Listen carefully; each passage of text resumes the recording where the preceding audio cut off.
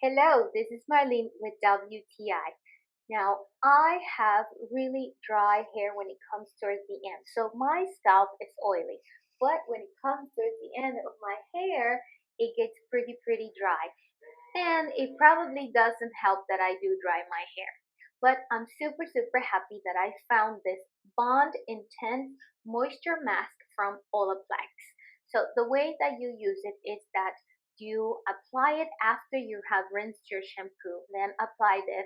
Now, the instruction says to leave it for 10 minutes, but I actually leave it longer.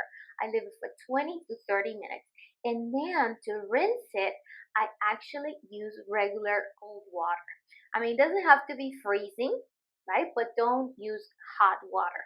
And you will see really awesome results. So that has worked for me, and I have no doubt that it will work for you. So again, if you are looking for some moisture to add to your hair and that extra shine, I would definitely recommend this intense moisture mask from Olaplex. But hey, that is just my point of view.